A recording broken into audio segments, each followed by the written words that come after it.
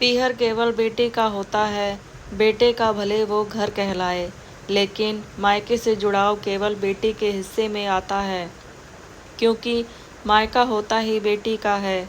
पीहर की कशिश बयां करती एक भावुक कहानी है, जो दरअसल हर बेटी की अनुभव है।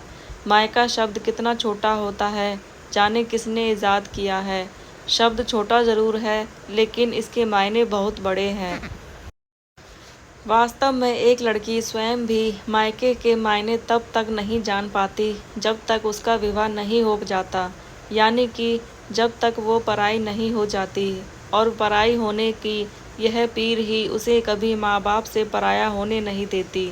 मायका तो लड़की के दिल का एक टुकड़ा होता है, जो कभी उससे अलग नहीं हो सकता।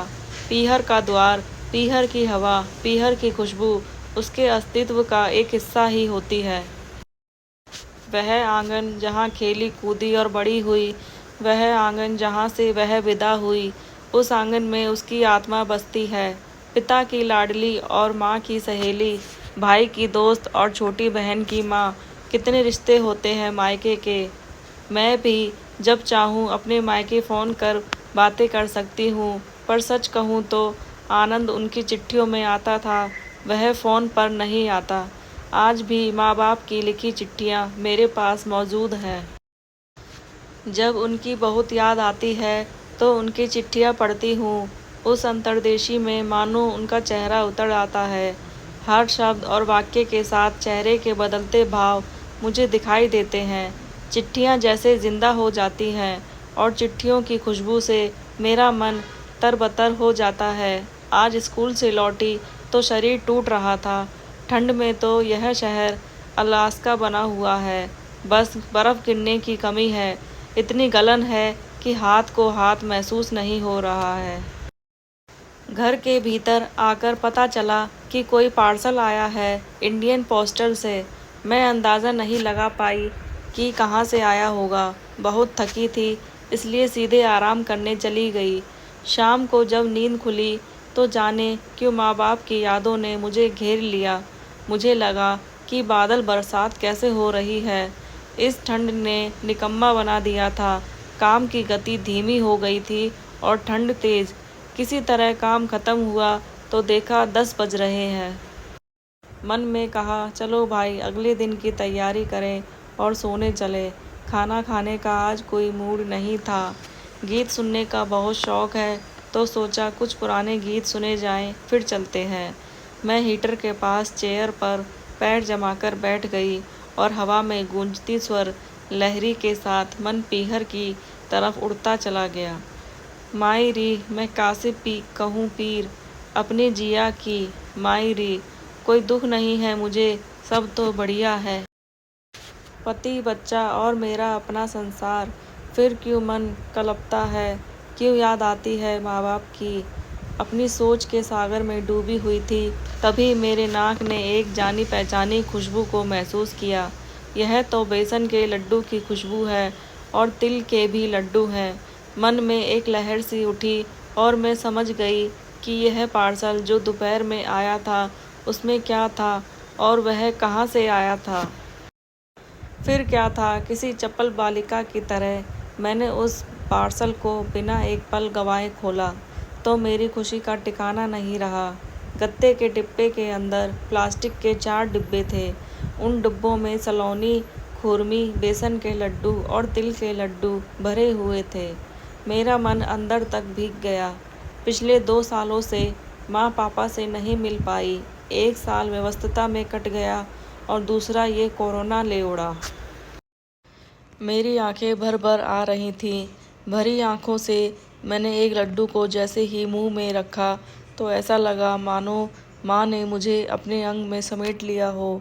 सलोनी का टुकड़ा मुंह में रखा तो ऐसा लगा जैसे कि मानो पापा के गले लग गई हूँ। क्या कोई मानेगा कि मैं रोते हुए मिठाइयाँ खा रही थी। मन जाने कितनी यादों से घिर गया।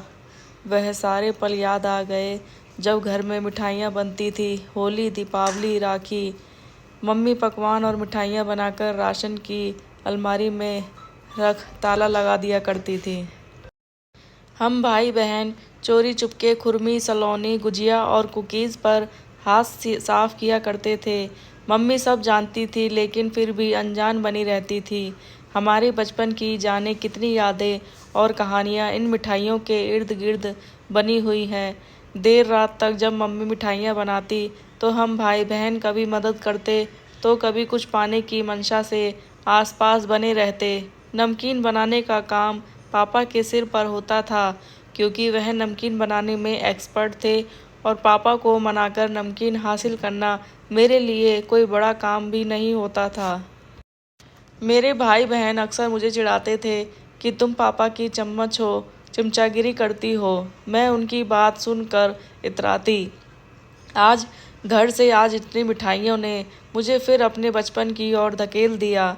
इन मिठाइयों ने न केवल मेरी जीवा पर बल्कि मेरे मन में मिठास घोल दी थी। अभी तक तो मैं खाना भी नहीं खा रही थी और जाने कैसे मुझे इतनी सी भूख लग गई। भावुक होकर मैंने घर फ़ोन लगाया, पर यह सोचकर कि सब सो गए होंगे। बेल जाते ही मैंने फ़ोन काट दिया। दूसरे ही मिनट प्रत्युत्तर में फ़ोन की घंटी बजी। मम्मी का फ़ोन था। मैंने जैसे ही फ़ोन उठाया तो इधर से पहला वाक्य था, क्यों मिठाई खा रही हो ना? मैं समझ गई थी तुम ही होंगी। फिर आगे मम्मी जाने क्या क्या कहती रहीं। कैसी हो? सब कैसा चल रहा है? घर में पति और बच्चे कैसे हैं? पर मैं तो जैसे किसी और ही दुनिया में थी। मैं अपने मायके के आंगन में ही खड़ी थी, बाहें पसारे, माँ के अंग में समा जाना चाहती थी। आंखों से आंसू गिर रहे थे, मन तृप्त था। बात केवल मिठाई की नहीं थी, मन के तारों की थी, जो मायके के साथ जुड़े हुए थे, माँ और पापा के साथ जुड़े हुए थे, और मेरे मन के तार झंकृत हो चुके थे। ये जायके से तृप्त मन मायके की बदौलत संभव है। दवा के पैसे देकर दुआ ली। अनिल और निशा ने। पेंटर दादा की मजबूरी को उन्होंने समझा और उनके हालात की खबर विधाता ने ली।